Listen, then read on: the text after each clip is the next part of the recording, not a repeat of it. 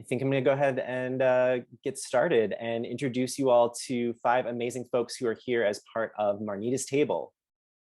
So Marnita's Table is a 15-year-old organization that seeks to close gaps across difference through making intentional social interaction the new pattern for society, where people of color, the disenfranchised, the poor, the unheard, the fragile, the LGBTQ+, and anyone who is normally left out of community decision-making are automatically included and valued at the policymaking and resource sharing table. Intentional social interaction, or IZI, is Marnita's Table's effective experience engineering model that helps individuals, businesses, NGOs, and government agencies achieve equity and inclusion goals. We're going to bring that to the chapter level today through the leadership from Marnita's Table's team. They've welcomed almost 100,000 people to IZI since 2005. And almost 40% of people who attended those sessions report significantly shifting their behavior toward consistently connecting authentically across difference, which is pretty amazing. So I am going to stop talking and start to share the mic with 5 folks from Marnita's Table. Today we've got Samir Ardito Rivera, Marnita Schrodel, Johanna Keller-Flores, Elijah Fortson, and Nandi Tippett with us. So turning the mic over to you all, and thank you so much for being here. Hi, everybody. I am Marnita, the founder of Marnita's Table, but it's far beyond me now. And we always do the same thing as we welcome people. And this is a very fast thing, but we would love you to do this. We're going to actually call on you. We're just going to go really fast and call on you. We do this, we call this circle settle in. It's part of our model of intentional social interaction. And please share only one sentence, because if everybody shared more, we wouldn't have time to get through everything. So is there one thing that makes you feel welcome in new situations? And for me, it's when somebody notices I might be new to a new situation and comes, and not in a rude way, but just kind of maybe sits down next to me and helps give me the 411 on what's happening around me. I'm going to throw this to Sammy now. Sammy, is there one thing that really helps you feel welcome in a new situation? Hi, Sammy. And for me, same thing. I like when people come up in a one-on-one sort of situation and just draw me in, like, hey, what's your name? What about, and start asking me questions, because I'm often very introverted and will just sit there if not. And so I'm just going to call your name, just go off mic, give us one quick sentence and go on so we can make sure that everybody gets a chance to do this. Cedar. Hi, Cedar. And same as Sammy and Marnita, I love it when someone comes up to me and welcomes me and notices that I'm new. Judith Rubiday. Oh, your mic is on. Mic is off. Unmuted. I go for eye contact and smile, and safe distance, and that's great. That's it. It can be very brief. Shirley Sandoval. Good morning. Good morning. I like when people want to listen to me and find out about me. Wonderful. Stephanie Pochia or Pokia. Pokia. I like it when, same thing, eye contact, a smile, and when they use my name in conversation. Caroline Umana. Thank you. I love it when somebody actually invites me for dinner at their home. That's really welcoming. Yay. Julie Schaffer. I pronounce it Schaefer, but welcoming smile, which is difficult during COVID. And that does it for me, a welcoming smile. Johanna. I love when people share with me. So like if you're eating, you're like, hey, would you like some? Or like, hey, I was just telling this person a funny story. Let me catch you up. Like, let me like share what's happening. Maya. Yeah, it's just a simple hello, a smile, a wave. I think that just the energy feels good and welcoming. Heather. Yeah, eye contact and a smile and just introducing themselves briefly. Willow. Some sort of touch, like a casual touch, something like that, and brings connection. Ashley. Oh, you're on mute. So sorry. Honestly, just conversation of any kind. Anne Kirby, is that you? It is. Hi, Anne. Hi, love. Well, having been welcomed into your house many times, that sense of connection to the other folks who are gathered, and that things are set up in a way that makes that easy. Rachel. I was gonna say a smile and an introduction. Margot. Hi, I'm also going to say anything that makes the energy feel welcoming and like they're acknowledging that new people are here and they want to be a part of learning from them. Elsa. Hi, everyone. For me, an introduction and a smile. Michelle DiMuzio. I love that name. Thanks. That was perfect pronunciation. I think I feel most connected to people when they're willing to share their story and a little bit about them, and we're able to kind of find common ground or something that connects us or unites us. Michaela. I love being introduced to people who share something in common with me. Lissa.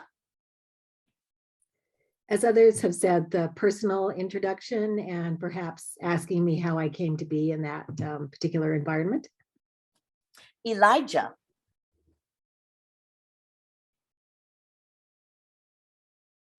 For me, just giving me a little bit of grace, because everyone's a little bit awkward right now with how much isolation we've been going through. So just letting me relearn my people skills.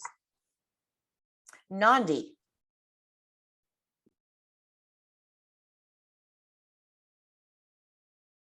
You there, Nandi? Yes. Okay. I think I would say food and a smile. Do you know? Okay, Kathy. Matanok? Eye contact and smile. Laura. Misterly.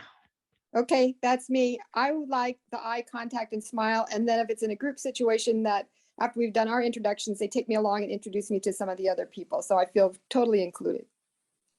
Angie. I'm not showing my eyes right now because I'm driving, but I think these days we call it smizing, smiling with your eyes. So eye contact and smile. Hannah. Just being friendly and I think being genuinely curious and learning about me. Amy Green. When someone tries to find a common interest with me. Lisa. Hi there. I think just when people make eye contact, say hello and ask me why I'm there. Isabel. I really appreciate it when people notice new faces in a space and don't assume previous knowledge whenever they're talking about something. So taking the time to explain and give some context. Julia Diaz.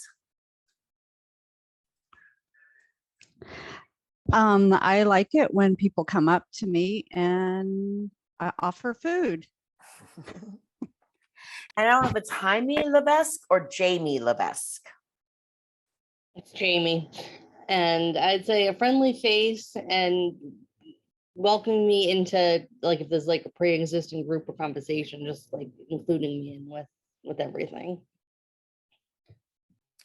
Courtney. Hi, say probably just a calm, welcoming atmosphere where no one feels excluded. Leslie. I like it when I'm standing near a group and somebody notices that I'm standing there and they kind of just turn their body to include me in the group. And for those of you who have just joined, we're just asking one quick settle-in question. What is something that can make you feel authentically welcome if you're new to a space? I'm going to go to Beth. Just a smile. And then Tracy.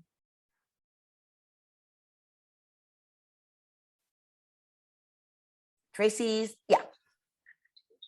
If there's food and beverage being served, the ones that meet my needs.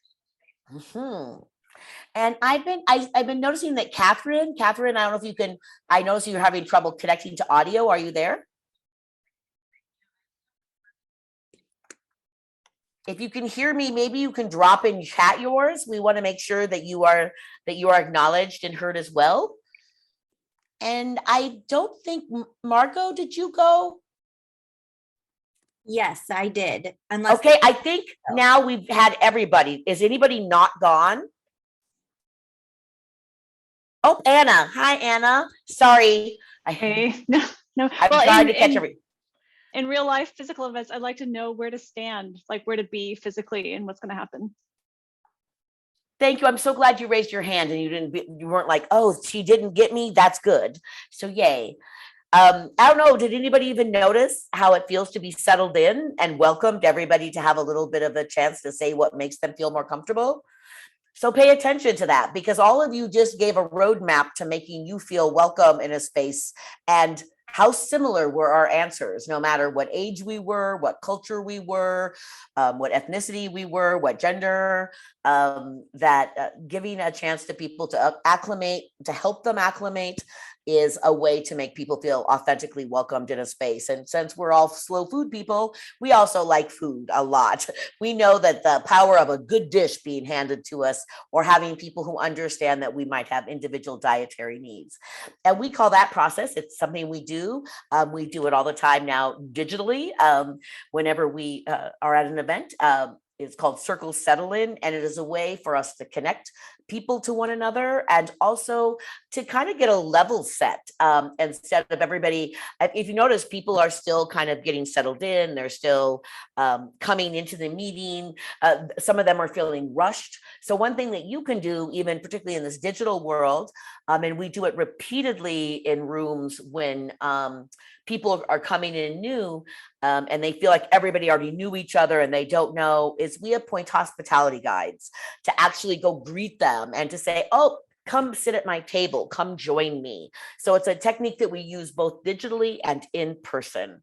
And as it was already said, I am Marnita. I am the CEO and founder of Marnita's Table. I'm going to tell you a little bit about my origin story. I'm a big fan of the Marvel Cinematic Universe, and origin stories are really important, and to understand how somebody came to the conclusion they came to. I was born in 1962 in a town called Everett, Washington. I was listed as white on my birth certificate, although I'm clearly of color and melanated and I'm Black. I identify as Black.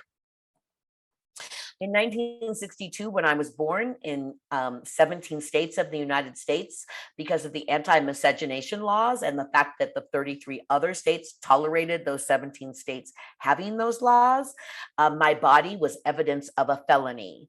And because of that, and because of my father, who looked white, my understanding is he was Dominican, so he was probably Afro-Latino.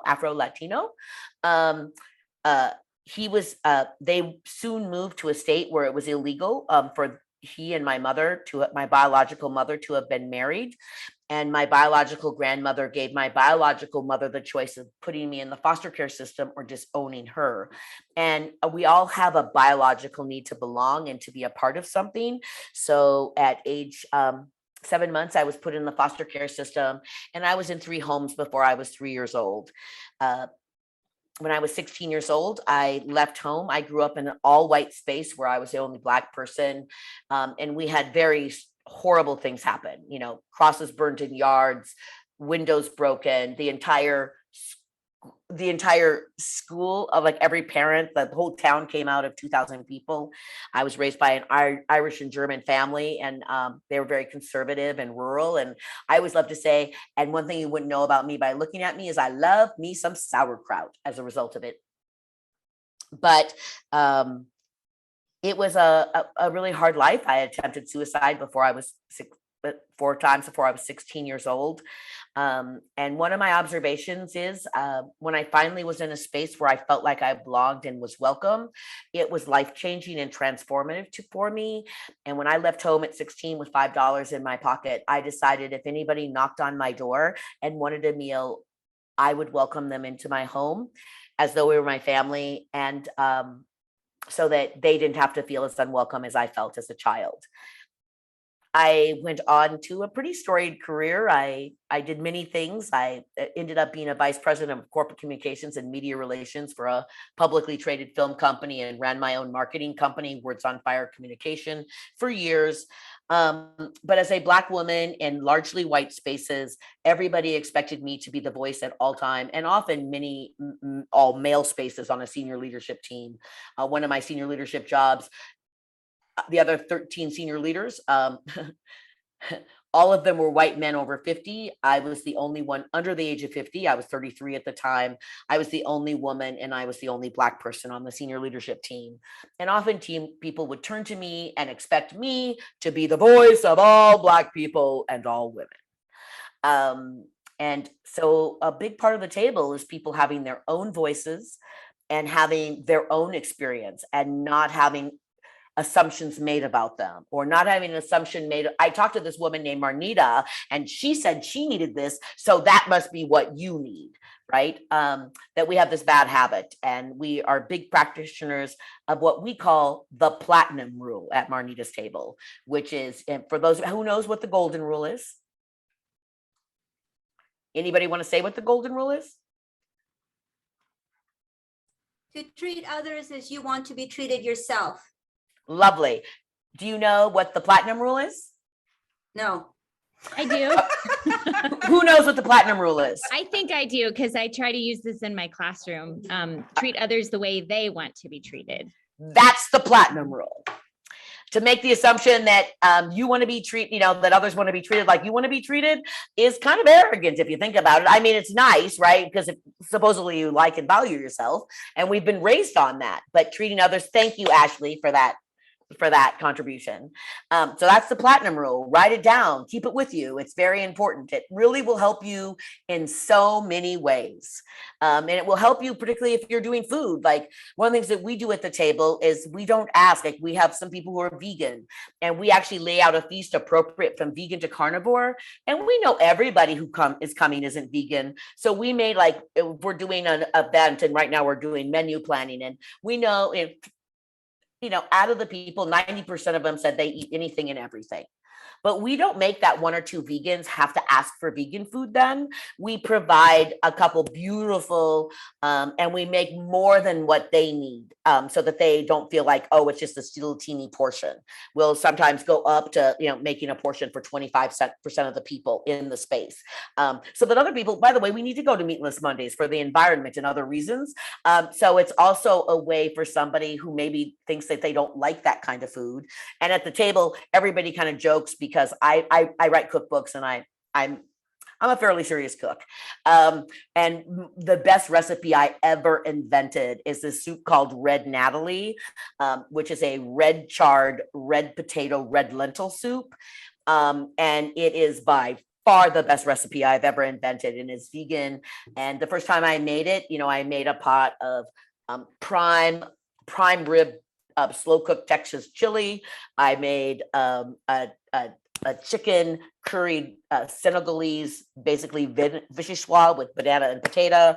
And I made this Red Natalie soup. And the Red Natalie, even though 80% of the people in the room were not even vegetarian, it went so fast. And I don't know if Sammy and Elijah and Nandi and others, from my company want to like attest to Red Natalie in the chat, but Red Natalie is like one of those things that people will Thank you, Elijah. Like, you know, it's one of those soups that and like sometimes we'll make red Natalie and then put something like a smoked turkey or a smoked chicken on the side that if you want to put it in your soup so it has some protein in it. But in fact, because of the lentils and whatnot, it's a pretty perfect soup in and of itself. And so we often do that so that we're exposing people to new food. And so that's a little about me. The first 14,000 people, I actually cooked the meals for them myself. We now have a staff of 13 and we are national. It started in my living room and the first 14,000 people came to dinner, not all at the same time.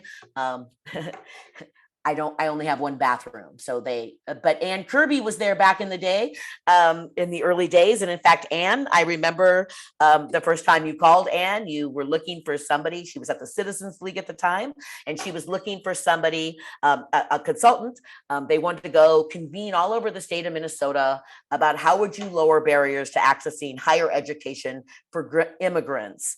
And I remember Ann calling and saying, apparently all roads lead back to Marnita's table. And she had called like 15 or 20 different people. And she said, like, I called somebody who was indigenous and I called a couple Black people and I called people who were like in organizations and I just called individuals.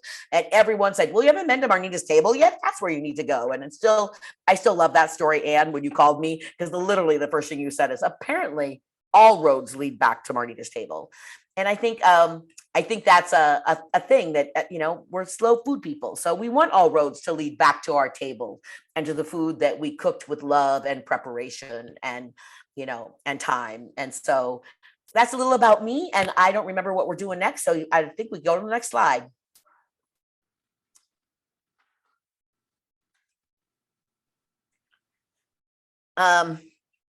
And just a second, let's see. So I just want to show you a couple things that I can't do this. By the way, the links are live there. And I don't know if you're doing this, whoever's doing this, the links are live. We want to show you what our works look like because a picture is worth 1,000 words. So I don't know who's firing those up. Just remember to do the audio and the video thing and make them happen.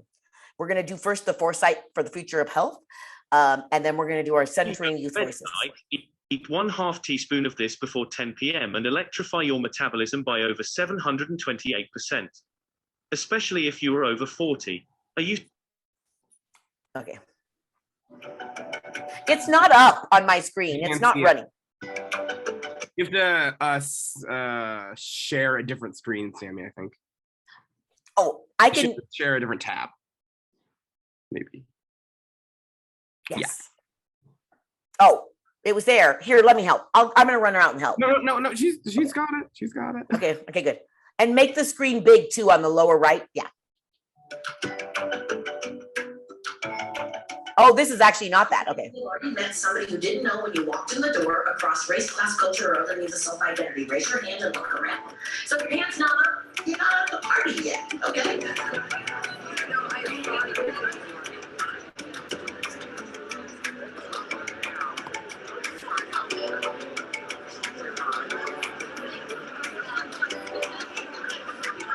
Push yourself tonight. Meet somebody you've never met before. Somebody that maybe lives a different life than you. And just be really present. It's a dinner party with your new best friends. And tonight we're exploring the future.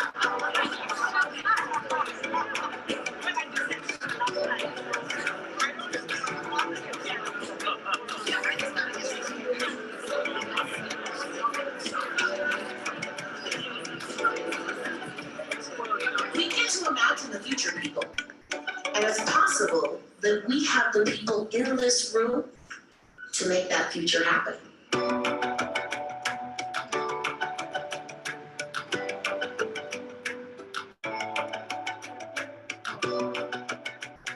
Froze.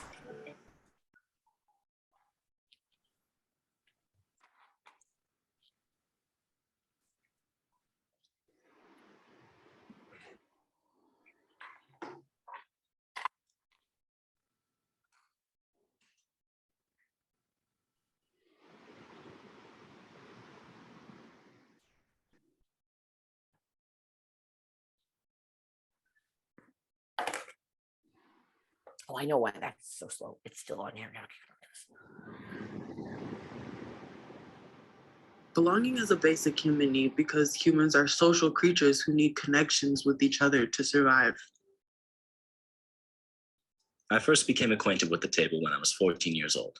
Marnita's table has opened the door for me to explore various perspectives and lived wisdom and understanding all over the country in a way I haven't been able to, both for the pandemic and just because it's hard to get that sort of vibrant experience.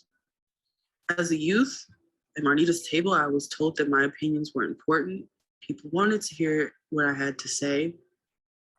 Being involved with Marnita's table supported my mental health because I made authentic connections that became community support, access to more information and new opportunities. And I was also entrusted with responsibilities and shown appreciation. These experiences empowered me and I became more confident and articulate. Wherever we go in Minnesota, youth plead, please give us more mental health engagement opportunities, age inclusive, community centered, and culturally responsive. They say that too often they feel as though they are a program to manage or a problem to solve. Instead, they want to be authentically welcomed and to have access to more youth cultural healing summits and healing from trauma ISIs. We welcome youth as they are, where they are, and for who they are, because relational challenges require relational solutions.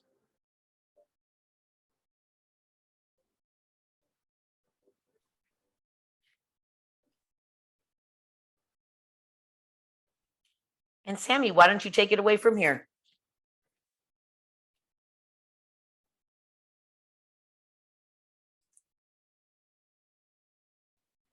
Okay. Hi, everybody. So I'm Samir Rivera. She, they pronouns work for me, and I'm Senior Project Director at Marnita's Table. And just here to share a little bit too that my background, besides being part of Marnita's Table, is pretty strong in the food movement.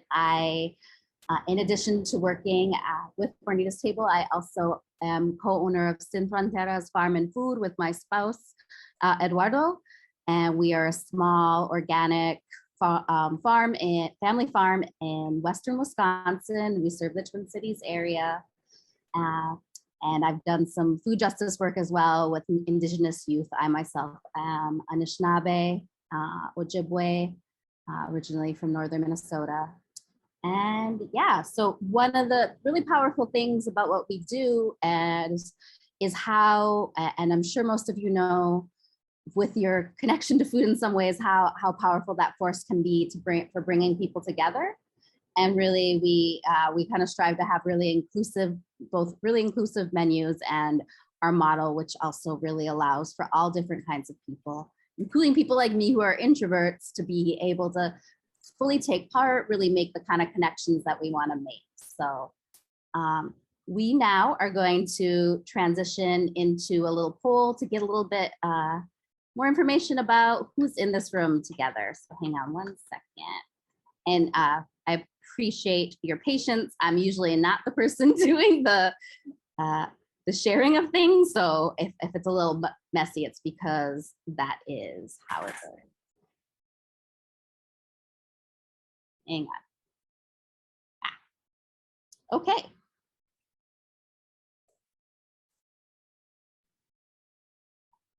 So yeah, if you could just share, this is sort of an example of kind of one of the ways that we in our intentional social interaction gatherings, whether it's online, we do these polls via Zoom, or if we're in person, we have some really fun ways that we get information that kind of shows people across some of the ways that they might have similarities from people that they didn't realize they could be similar to. And it's the way we mix folks up, get them out of their comfort zone a little bit, and just get to know each other a bit more.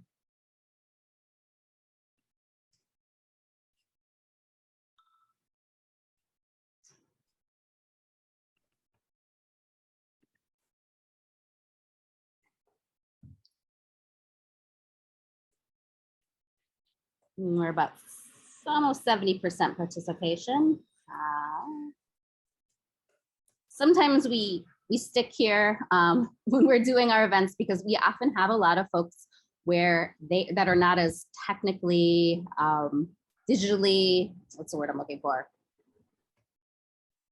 Educated as others, right? They're not used to using, although with pandemic, even parents are starting, parents of children have been learning who maybe don't spend their days on computers how to do this. But I think we're pretty, I'm thinking that this group is probably a little bit more technologically savvy than some of the groups we've been in. So I will let it go pretty far, another 20 seconds, and we'll share this results.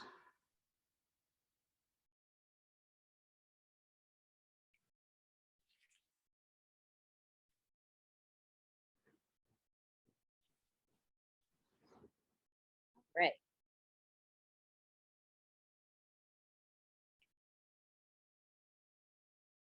And actually really reflect on this for a moment. Like, what does this mean for us? Like as a group, as people who are really interested in slow foods and would like to make sure we're welcoming more people, and it's amazing that all of you who answered said that you may be a little bit of a different group, that you would all have had this experience.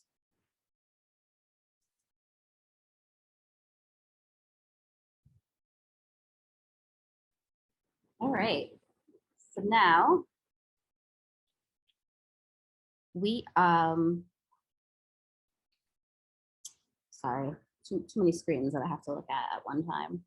Like, are we flowing into breakout, aren't we? Or are we still telling things about us? I think we're at about breakout. Yeah. So there's just a couple things I would say. Just go back to that last slide about there's a great difference. Here's one of the first ones. There you go. So this, I'm sure you've all heard, all are welcome here. But it's kind of like the golden rule and the platinum rule. We are about, this space was intentionally created with you in mind. And one of the things that we like to share and say to people is, if you are sort of the outsider, maybe you're new to a community. I remember once telling somebody that I'd never been invited when I moved to the Midwest, when I moved to Minnesota. I mentioned that nobody had ever invited my little family to Thanksgiving dinner. And I always have all the orphans to dinner, right? And I've always done that.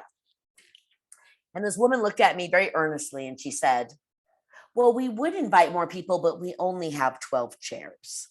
As though you couldn't rent chairs, as though you couldn't get a folding chair, as though people couldn't sit on their couches for the day. Like maybe it would be funner to have more people, but maybe they're not all sitting in a traditional chair. And so we are very much about this space was intentionally created with you in mind. And to just be mindful of that what does it mean?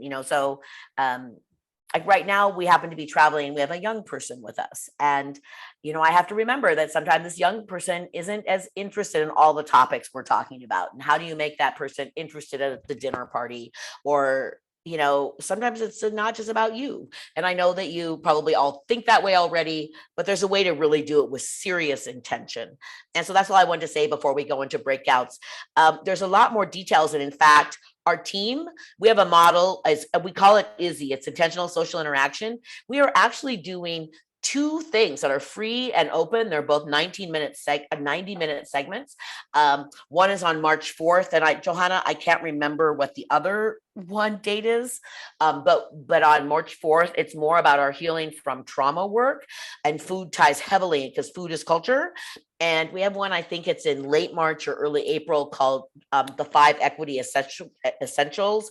And it's an equity assessment tool. And it's good for individuals or organization. It's free, it's open to the public. And myself and our director of learning, Lauren Williams, will be conducting those. And they also are very informative about our model. Just so you know, it has 5 foundations, 21 touch points.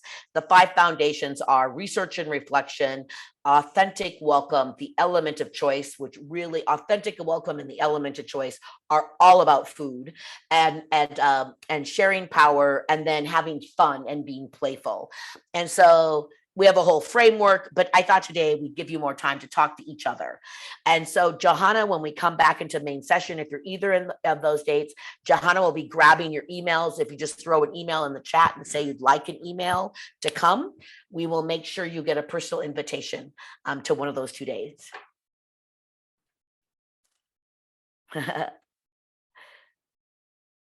That's great. All right, so I think now, Brian, we can go ahead and go. We're going to go into some small group breakouts. Everyone should have one of our team members in the room, and they will help lead you through your conversation. So see you all soon.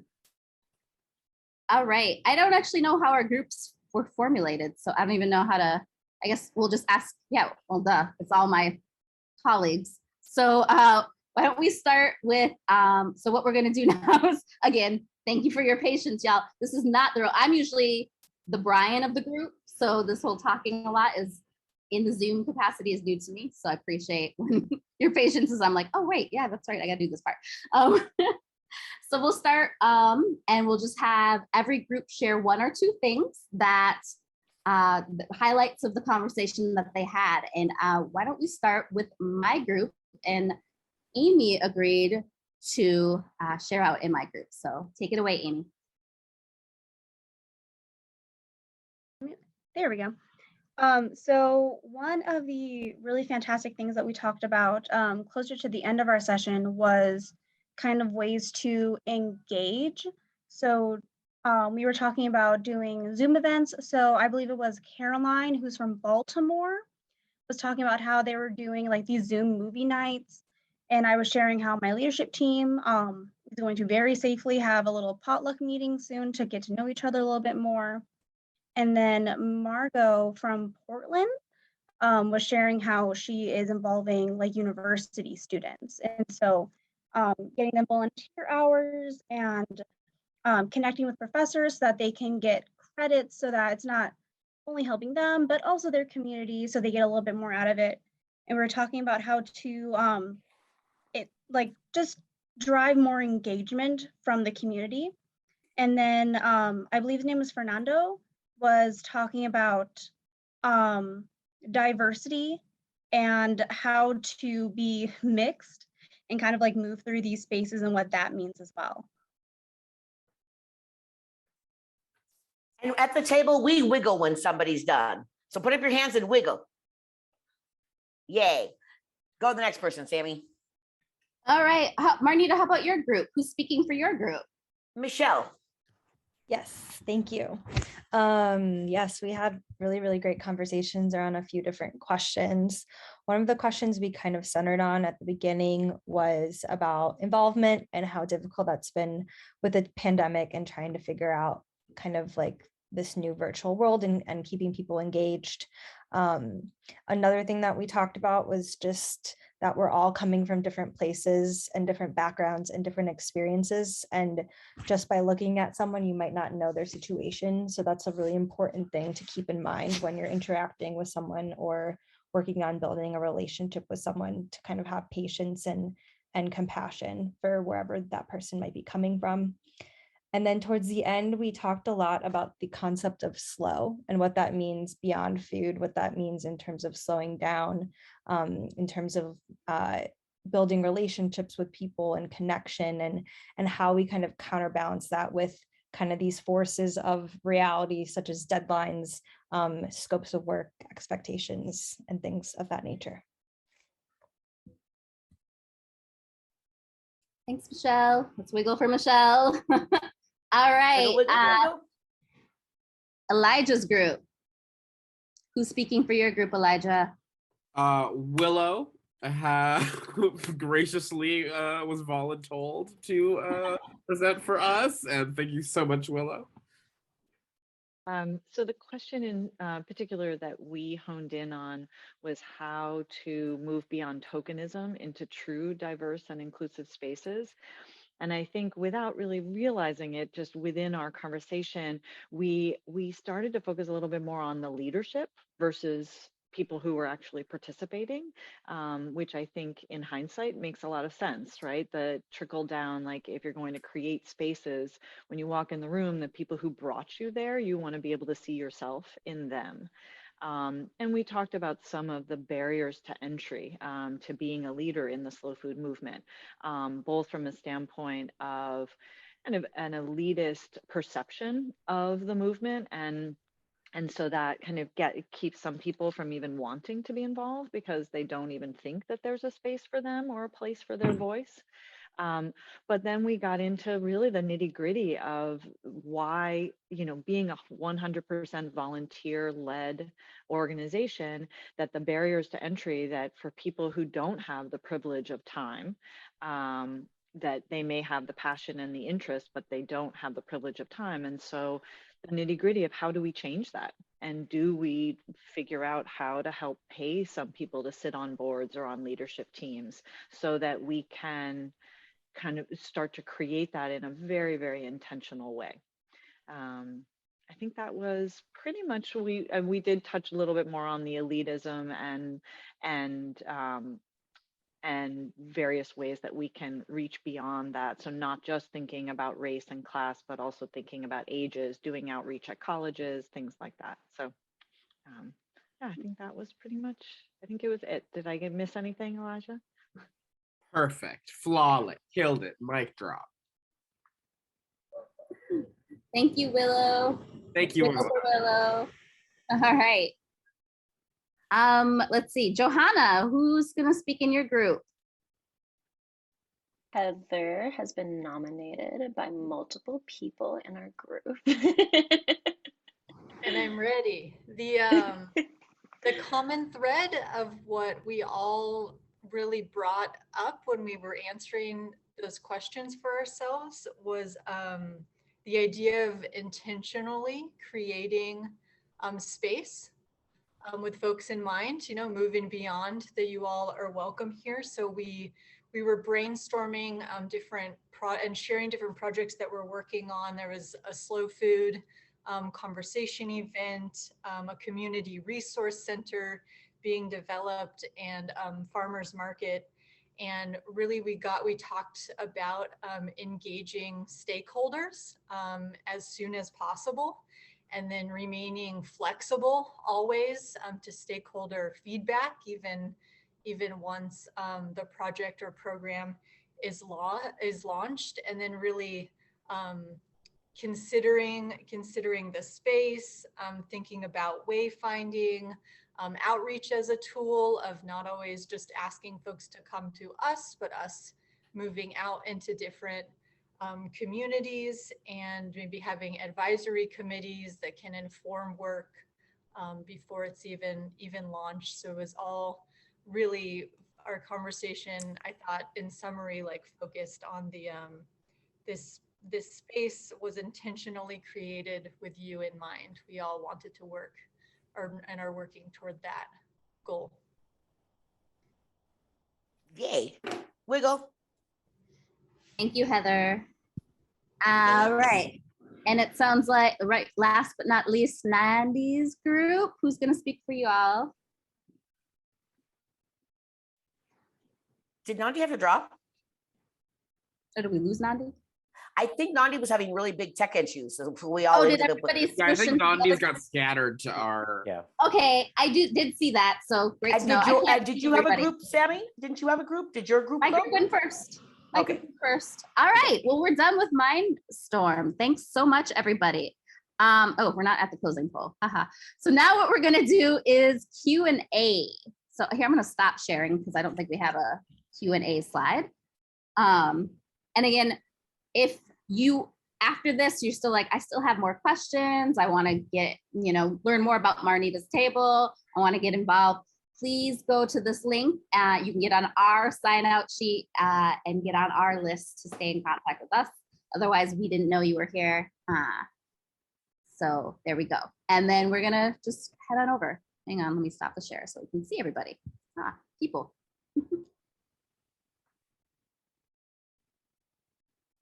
Yeah, actually, I love, Anna, that you put in the thing that you loved relational challenges require relational solutions. Our head of research, Lex Trinity, came up with that about, I don't know, 18 months, 2 years ago.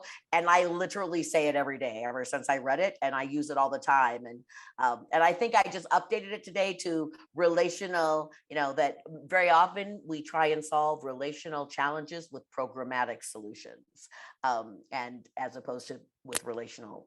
So yay. I just want to thank you guys for this session. This has been the most exciting one I've been to so far. It's so much great energy. I definitely want to do this Marnita's Table in Baltimore. I heard of a group in Philly that did something with homeless people. And it's very similar, where they invited homeless people, and they were just really powerful stories and sharing. So thank you so much for this. Yay. You know what we haven't taught you how to do? I want to teach you how to do I don't know why my headphones are doing crazy things. I want to teach you how to do the wiggle. When we went from rooms, like we normally have this amazing feast appropriate from vegan to carnivore.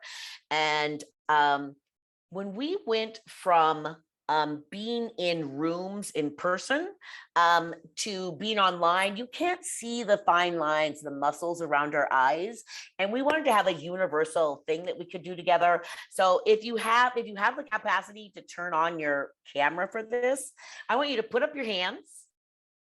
If that's a physical challenge for you, not all of us have a physical mobility, try and do the thing that Samantha does in Bewitched and wiggle your nose, and just give everybody a little wiggle. And it's something that we do. Look at everybody else wiggling in the screen. How fun is it to see everybody, all of us getting to do the same thing at the same time? And this is jazz hands. It's also the way that we applaud when we are deaf, or we have deaf people with us.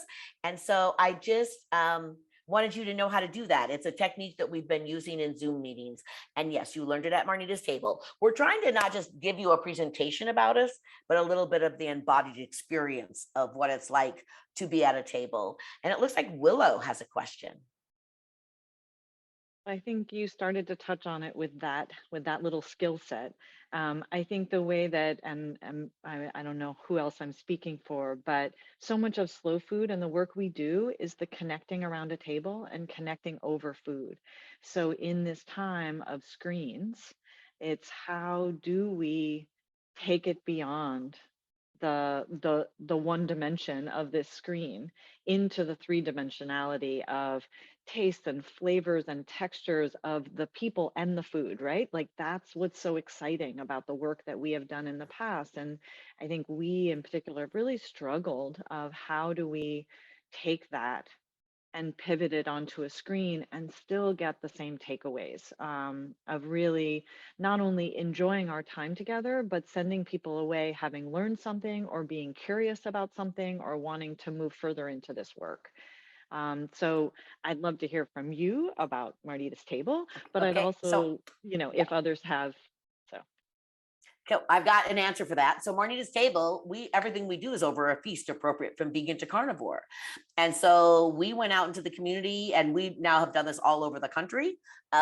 We go into a local community if it's a regional conversation, and we hire normally small food purveyors, often of color, but maybe they're, we've worked with like schools who had, who were, we do different things, but normally it's somebody who's marginalized in some way who's providing the food. We pay them full price. We do not, we don't expect anybody to volunteer. And they actually get a meal, not just for them, but for their whole family for that night. And we have it delivered a half an hour before they have to be on screen with us. We also provide $50 gift cards if people do not want the dinner. And the idea is for them, like say maybe somebody a $50 gift card during COVID was a big deal. They could get maybe groceries, rice and beans and other good things for a couple of days to feed their family. An idea for you that I would just do naturally is you guys are already the slow food movement. So if you came up with a quick shopping list and you let everybody know, like I was mentioning my red Natalie soup, and everybody everybody got the recipe and the shopping list of how to source the ingredients. And the day before, you did a quick, they could log on if they wanted to do the quick cooking lesson with you all. And then you sat down and actually had the meal. I can't tell you how often at the table we've done our holiday party, and everybody's like, we send everybody on the team, and they're like, oh, I got to run down. Oh, that my food just got delivered, and we all have a meal together, even though we're remote. We actually find it having each other, have that ability. And a lot of us love to cook. So giving each other recipes and saying, let's have the same meal, or, why don't you give me the recipe for the salsa and I'm going to give you the recipe for the barbacoa or whatever. Right now I'm actually inventing, we're having a little party on Friday night. We're doing a training here in Mexico, and I don't want beef barbacoa. I want lamb barbacoa. So the housekeeper has asked me for the recipe, and we're all slow food, and there could be there's almost no more slow food than a barbacoa. So. And it also is little things like, Willow, you witnessed when we got into our room, I was coughing up a storm because I always overestimate my capacity for red chili flakes on my pasta.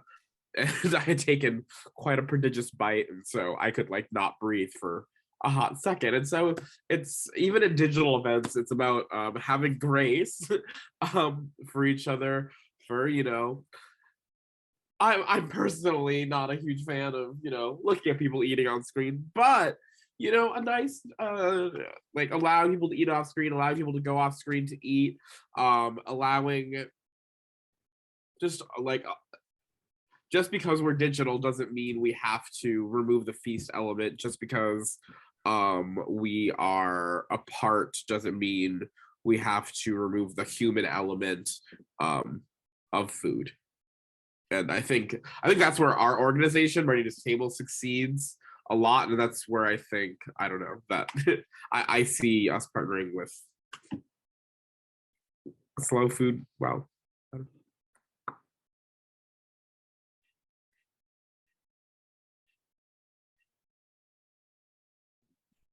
Stephanie raised. Yes, Stephanie.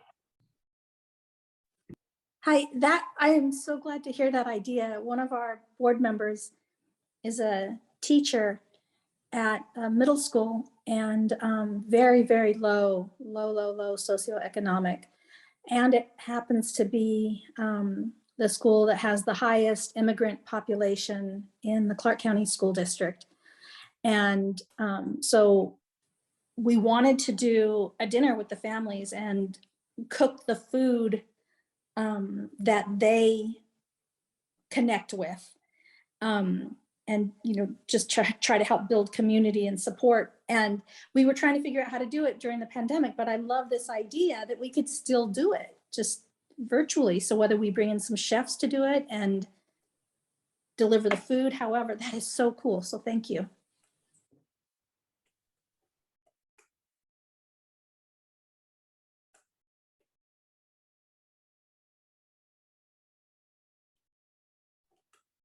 Do we have any more questions or comments?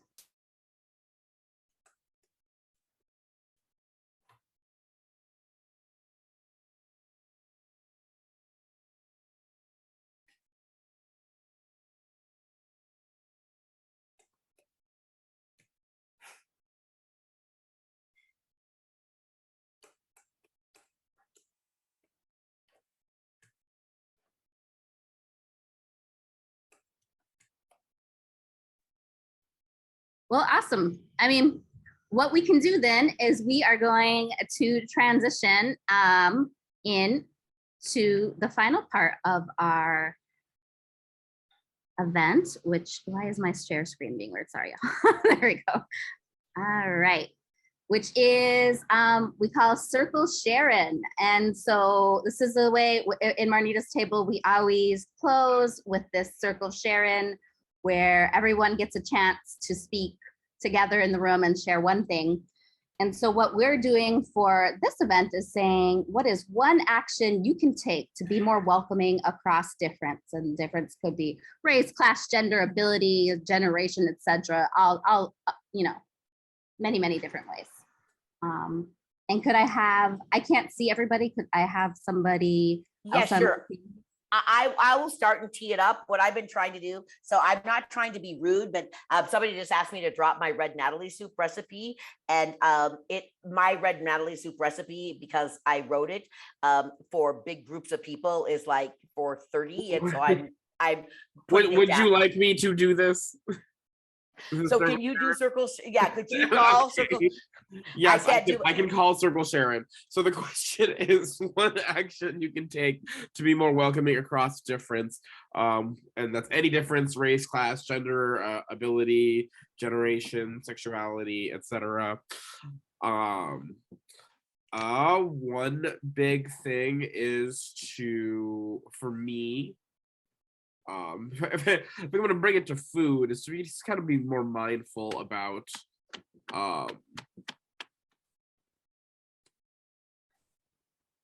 veganism, etc. People with different dietary restrictions, because when we go out, obviously now it's 2022, most restaurants have many restaurants at least have caught the bug. They understand, have vegan options.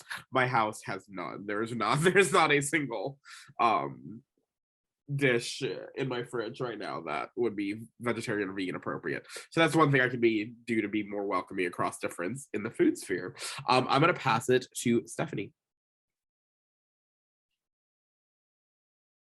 I'm going to just jump back on what we just talked about. I think maybe it would be including some cultural foods that other folks are comfortable with. Great answer. Michelle? Yeah, so I recently had a family member become disabled, and it's really changed the way that I think about that. And I've come to realize that that's not something that I definitely consider every time I make a decision or an event or whatever. So I'm going to definitely try to focus on being more inclusive for that particular group.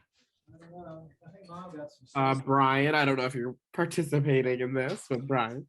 Yeah, I think one thing I'm going to work more on is asking intentional, open-ended questions and being a much more present listener. I know that I could really grow in that area, especially in this virtual space when there's a lot of distractions. So create a more welcoming environment for storytelling. Wonderful. Johanna?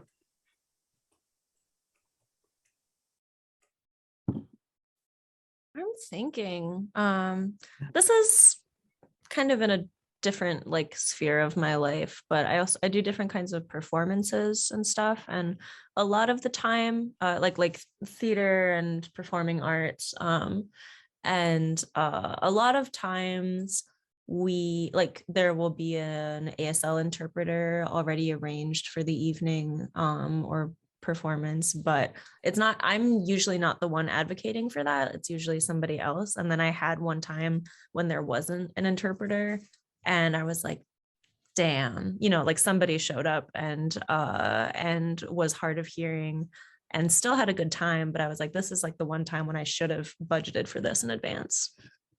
So that's something that I'm thinking about. Thank you, Johanna. Heather Morrill? Yeah, almost to circle back to our opening question, I think not being shy about being the one to make eye contact and smile with someone who's new in the space, or sitting down and being the person to welcome them and greet them, just not shying away from that. I'm pretty observant, but I could be more active in welcoming folks when I notice that they're new to a space.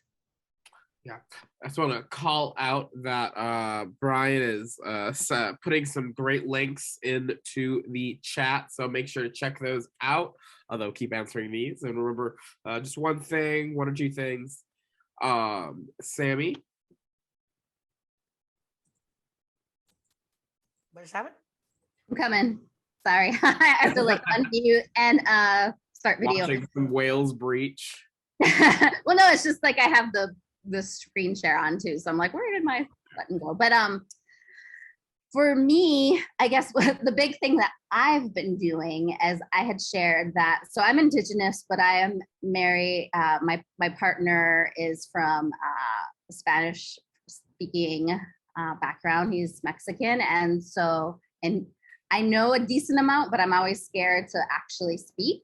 But just realizing how much it opens up, I'm just going to really push myself to, even when I'm scared, like try a little harder with the language skills. And that's going to let me connect with people and help bring people in across that difference. So that's what I'm going to do. Lovely, Sammy. Caroline. Is it Caroline? Caroline? Me? Yeah. Oh, okay. So whenever I meet somebody and I'm not familiar with the cuisine, I always ask them what's a dish, and then I would like to learn how to make that dish. And if they're like my neighbor, if I know them, if I feel comfortable enough, I ask if I can cook it with them. So I learn too. But it's just like getting yourself out of your comfort zone and trying something new. Very fair. Shirley. That. I would like to see our chapter, excuse me, do more tabling at community events, farmers markets, wine tastings, and use that opportunity to make some real connections with the large, diverse, interesting people that come to those tables, and have extra people there, make some solid use these to speak to people and connect with them. Yeah.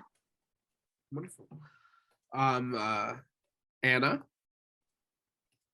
Yeah, I'm thinking about language, similar to some of you, whether it's sign language or spoken language, and how can we center language equity in the communications and the way that we talk about slow food. I think it helps people feel welcome. Absolutely. Cedar. I like the idea of being brave that I feel like a lot of people spoke to without maybe naming that word.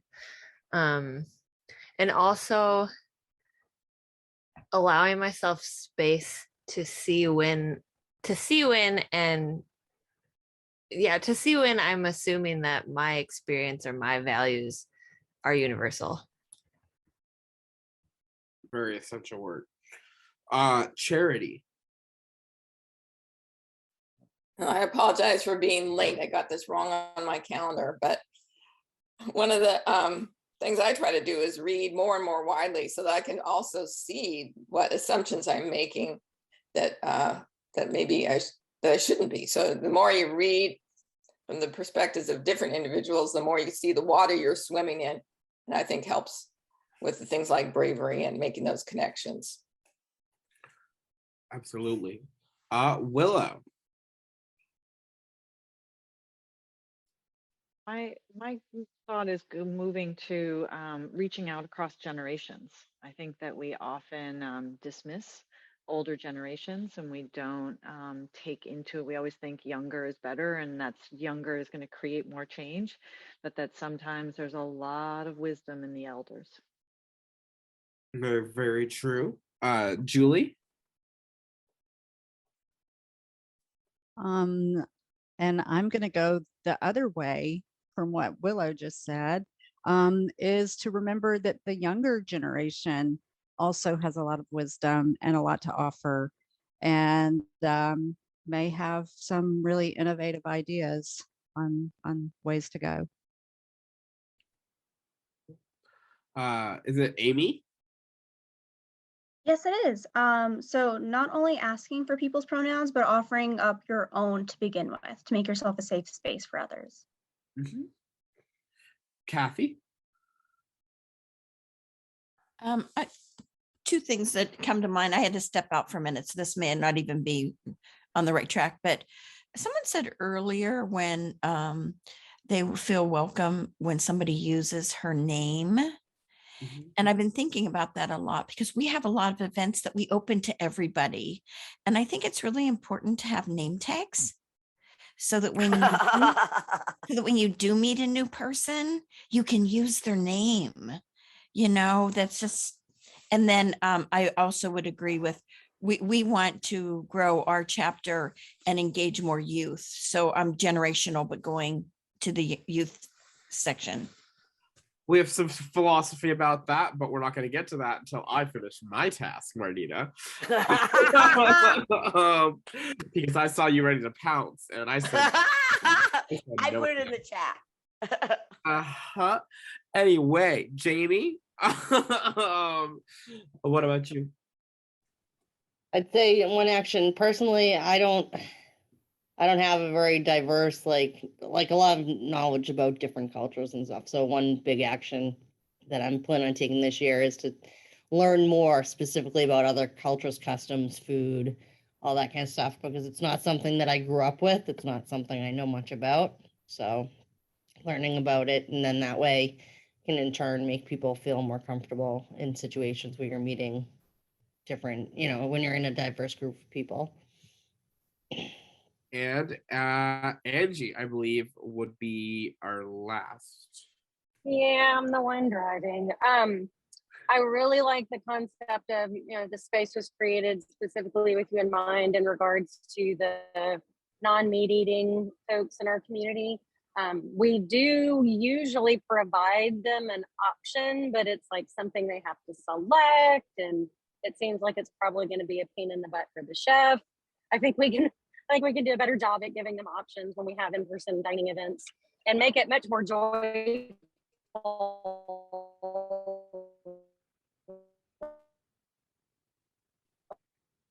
Kind of a Daft Punk. So your audio is an getting, option is getting as well. But then also, I like very much the idea. I don't remember who said it. Of you have ambassadors at your events.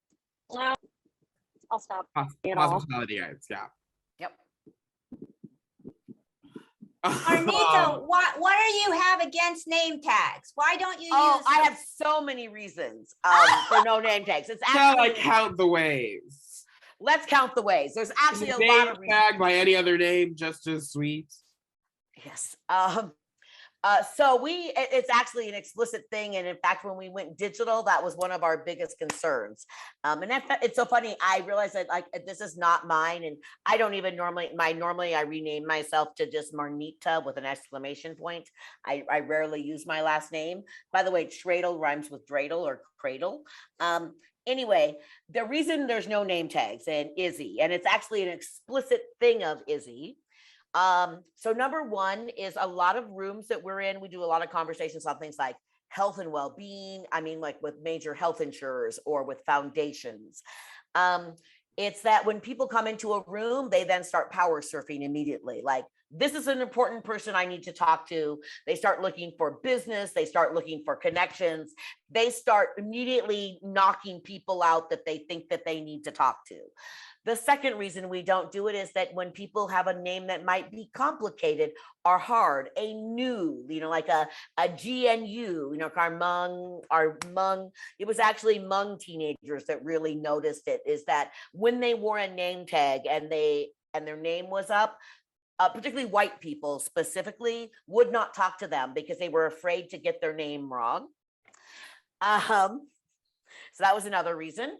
Another reason is that it makes people kind of think they all know each other automatically. And in fact, you're not there to meet everybody in the room. You're there to just focus on one or two people, like at a good dinner party where you're not like, so it's not this very forced facilitated thing. And so if you want to know somebody's name and if it helps you to see it, we do put paper and pins on the tables. And we ask that person to say, will you write your name so I can read it, right? So it's an intimate sharing as opposed to everybody to everybody. It's a one-to-one sharing. There's actually 5 technical reasons. And I actually have to go back and look at training to actually remember, what are all the reasons? No name tags, just a second. I'm missing a couple. Oh, there it is. We have a whole sheet on how much you want to make everyone feel comfortable by having name tag. Resist this feeling. Really step away from the name tag. Your brain registers information before you can rationally let it know what is happening.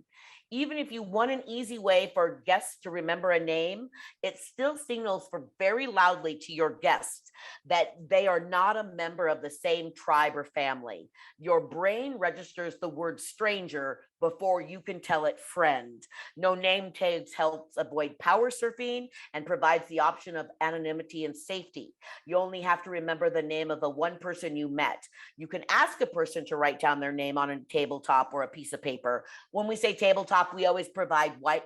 Almost all of our tables are not with tablecloths, but instead with white butcher paper, so people can write notes, share thoughts, do art, whatever.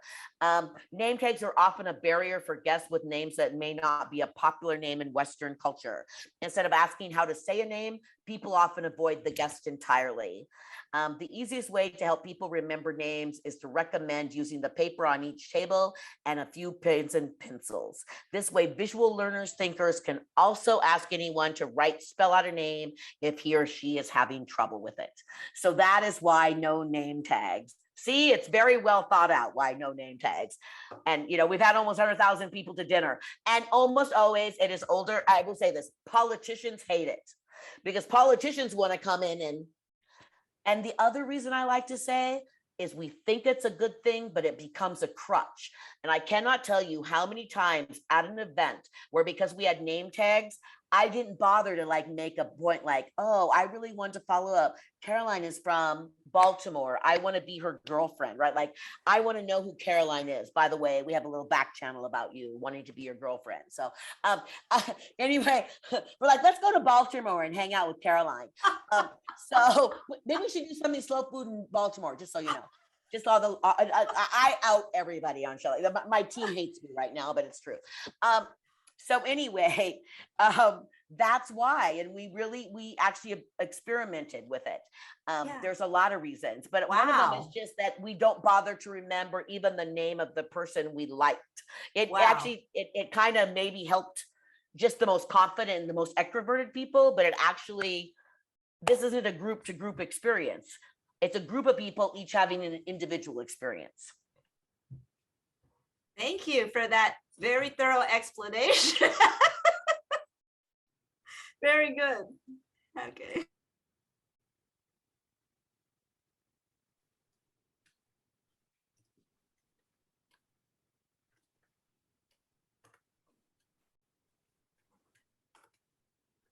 Any other questions? I think we finished Circle Sharon. By the way, the one action I'm going to take, I hope I really enjoyed this time. I'm really impressed with you guys. The questions you asked were really thoughtful. I know you're really passionate. I already dropped my red Natalie a couple people asked for the recipe. I shared it. Let me know what you think. And I sprinkled a little of my love over it because that's, I always stir a little love into everything I do. So I know you'll make it with love too. But it was an honor to have you here. And I hope you guys will let us know what you thought. I hope you valued the session.